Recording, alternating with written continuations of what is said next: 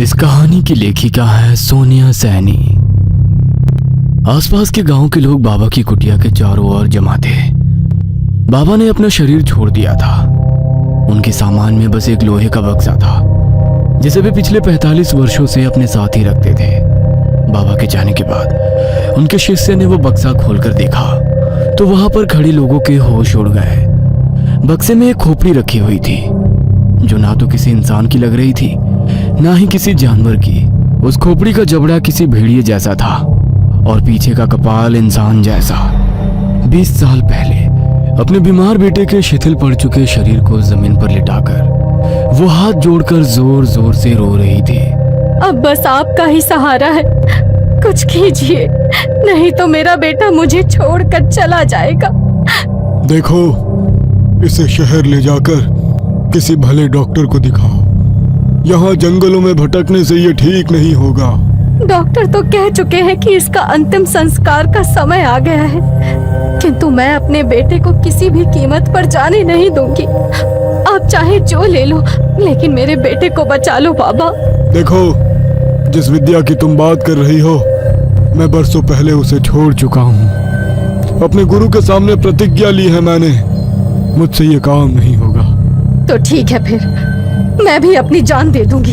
इतना कहकर उसने कटार उठाई और अपनी गर्दन पर लगा दी। ठहरो, ठीक है, मैं तुम्हारी मदद करने के लिए तैयार हूँ, किंतु तेरे बेटे के पास समय बहुत कम है। हमें कल रात ही यह विधि करनी होगी।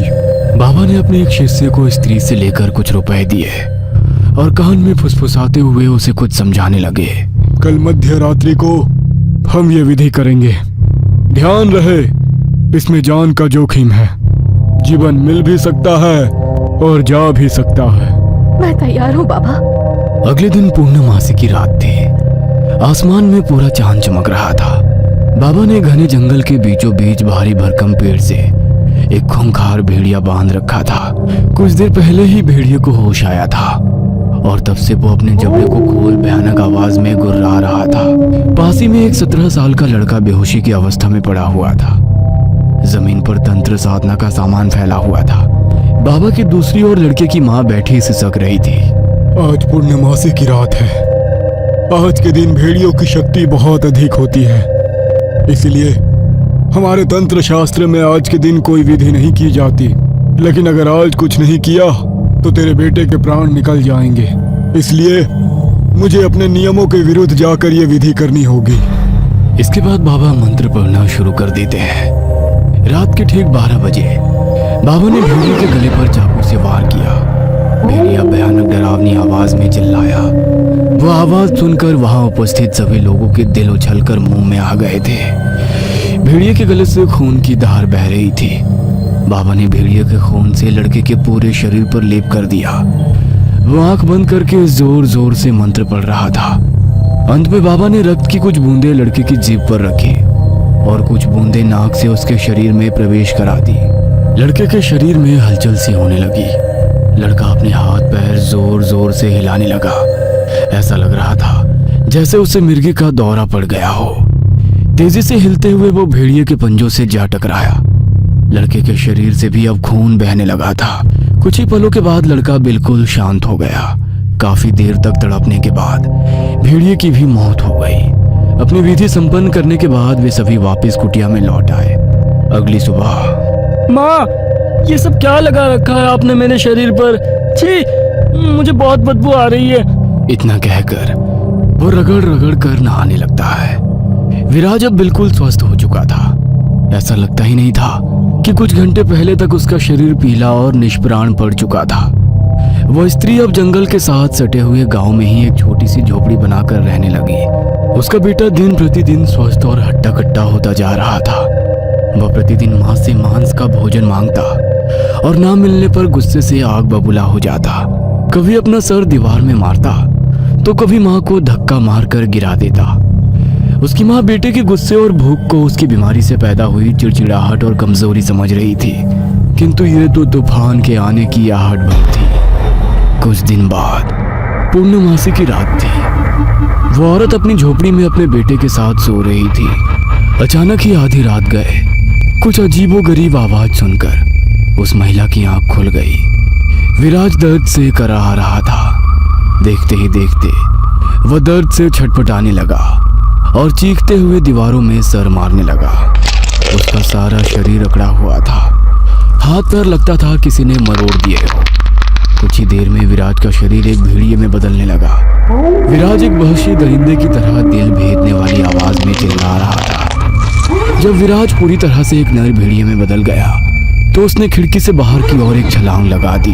हे भगवान, ये क्या हो गया मेरे बेटे को? मुझे अभी भी अपनी आंखों पर भरोसा नहीं हो रहा है। अगर मैंने किसी को भी ये बात बताई तो वे लोग मेरे बेटे को मार डालेंगे। अब मैं क्या करूं? विराज को जोरों की भूख लगी थी। मांस की गंध सूंघते हुए वो कुछ दूरी पर घर के बाहर सो रहे कुत्ते पर झपट पड़ा। विराज ने अपने बड़े बड़े नाखूनों से कुत्ते के शरीर के टुकड़े टुकड़े कर दिए और बड़े शौक से उसे चबा चबा कर खाने लगा। कुछ देर बाद वो चबा हुआ मांस अपने मुंह में दबाकर अपने घर लौट आया। अगली सुबह विराज के पूरे घर से मांस की दुर्गंध आ रही थी। घर के आंगन से लेकर कमरे तक हर तरफ खून और मांस के टुकड़े बिखरे हुए थे, जिन पर असंख्य मक्खियां भिनभिना रही थी। विमला, ये कैसी गंदी बदबू आ रही है तेरे घर से। लगता है बिल्ली ने कोई खरगोश मार दिया है। मैं सफाई कर देती हूँ। अगला 1 महीना शांति से बीत गया। विमला मन ही मन बहुत खुश थी। उसे लग रहा था शायद उसका बेटा ठीक हो गया, किंतु ये तूफान से पहले की शांति थी। आज फिर पूर्णमासी की रात थी। आधी रात को ठीक 12 बजे विराज दर्द से छटपटाने लगा। कुछ ही देर में वो एक विशाल नर भेड़िए में बदल गया। अपने घर से बाहर आकर वो शिकार की तलाश करने लगा और जंगल में गुरुजी के आश्रम जा पहुंचा। वहां पहुंचकर उसने कुटिया के बाहर सो रहे एक शिष्य पर हमला कर दिया। भेड़िए ने अपने तलवार से भी ज्यादा तेज पंजों से एक ही बार में उसका सीना चीर दिया। शिष्य के सीने से खून बहकर जमीन पर फैल गया। बहते खून को देखकर वह जमीन पर लेटकर उसे दरिंदे की तरह चाटने लगा। इसके बाद भेड़िए ने अपने शिकार का हाथ उखाड़कर दूर फेंक दिया। वो अपने शिकार का मांस नोच नोच कर खा रहा था। भेड़िए की आवाज सुनकर आश्रम में सो रहे दूसरे शिष्य की नींद टूट गई। वो बाहर निकला तो उसने एक विशाल नर भेड़िए को मांस नोचता देखा। ये कैसे हो सकता है? नर भेड़िए के विषय में तो बस कहानियों में ही सुना था। हमारे जंगल में अचानक नर भेड़िया कैसे आ गया? गुरुजी को ये बात बतानी होगी। शिष्य दौड़ता हुआ बाबा के पास गया। बाबा, कुंदन को नर भेड़िए ने खा लिया। वो हम में से किसी को नहीं छोड़ेगा, सबको मार डालेगा। क्या? नर भेड़िया? हाँ बाबा, 2 पैरों पर चलने वाला 8 फीट ऊंचा नर भेड़िया। वो इतना भयानक है कि मेरे अभी तक हाथ पैर कांप रहे हैं। वो नहीं छोड़ेगा, किसी को नहीं छोड़ेगा।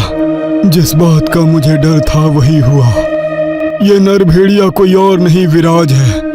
कुछ नहीं होगा, मैं जरूर कोई ना कोई हल निकालूंगा।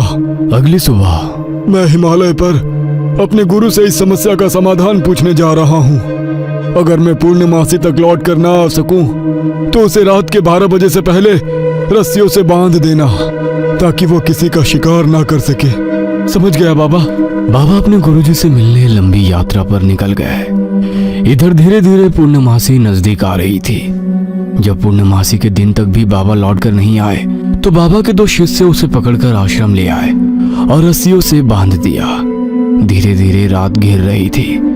बाहर से आती जंगली जानवरों की आवाज आज कुछ ज्यादा ही तेज और भयानक थी। ऐसा लगता था उन्हें आने वाले खतरे का अंदेशा हो गया था। रात के 12 बजते ही विराज की आंखें बिल्कुल लाल हो गई। वह तेज आवाज में चिल्लाया, खोल दे मुझे। विराज भयानक अंदाज में भेड़िए की तरह आसमान की ओर मुंह करके वो चिल्लाने लगा। उसके नाखून काले और चाकू की तरह लंबे और नुकीले हो गए थे। उसके शरीर पर बड़े बड़े बाल आने लगे। मुंह भी भयानक रूप में बदलने लगा। एक झटके में उसने अपने शरीर पर बंधी रस्सियों को झटक कर खोल दिया। आंखों में दरिंदगी भरकर वह एक शिष्य की ओर लपक गया। विराज की भयंकर वो के सामने शिष्य की चीखें घूट कर रह गई थी। अपने धारदार नाखूनों से उसने शिष्य के शरीर के टुकड़े टुकड़े कर दिए। अपने बड़े भयानक जबड़े से उसने उस पर चपर चपर करते हुए मांस खाना शुरू कर दिया।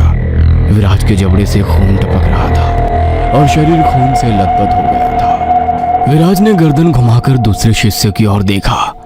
यह विभत्स्य दृश्य देखकर वह जड़ होकर एक कोने में खड़ा हुआ था। विराज ने दूसरे शिष्य की ओर छलांग लगाई। तभी शिष्य ने अपनी कमर में छिपाया हुआ चाकू बाहर निकाल लिया। शिष्य विराज पर चाकू से हमला करने ही वाला था कि तभी उसकी माँ विमला बीच में आ गई और उसने शिष्य को दूर धक्का दे दिया। चाहे जो हो जाए, मैं अपने बेटे को नहीं मारने दूंगी। इससे पहले कि विमला संभल पाती, विराज ने विमला पर भी हमला कर दिया। विराज के जोरदार पंजे के होने से विमला दूर जा गिरी। उसका सर एक भारी पत्थर से टकराया और उसी पल उसकी मौत हो गई। विराज के ऊपर आज खून सवार था। हर शिकार के बाद उसकी हैवानियत बढ़ती ही जा रही थी। अपनी मां को मारने के बाद वो फिर से शिष्य की ओर बढ़ा। इससे पहले कि वो उसको भी नोच कर खा जाता, पीछे से बाबा ने आकर एक अभिमंत्रित तलवार से उसके ऊपर वार कर दिया। भेड़िए के शरीर से खून बहने लगा। शिष्य को छोड़कर गुर्राते हुए वो बाबा की ओर झपट पड़ा। सही समय पर बाबा अपनी जगह से हट गए, लेकिन तब भी भेड़िए का नुकीला पंजा उनके पैरों में धंस गया था। भेड़िया फिर से 2 कदम पीछे हटा और उसने बाबा पर छलांग लगा दी, लेकिन इस बार बाबा ने कोई चूक ना करते हुए तलवार ठीक उसके दिल में घोंप दी। भेड़िया चिंगाड़ता हुआ जमीन पर गिर गया। बाबा ने आओ देखा ना था, झट से एक के बाद उसके सीने पर कई वार कर दिए और उसकी गर्दन धड़ से अलग कर दी। नर भेड़िए का अंत हो चुका था। बाबा को भी समझ आ गया था कि उनके गुरुजी ने क्यों उन्हें ये विद्या उपयोग ना करने का प्रण दिलवाया था। अपनी गलती को जीवन भर याद रखने के लिए उन्होंने इस नर भेड़िए का सर बक्से में बंद करके अपने पास रख लिया। बाबा अपना आश्रम छोड़कर हिमालय में बस गए और तभी से उनका बंद बक्सा एक राज बना हुआ था। वो राज आज 45 वर्षों बाद खुल गया था।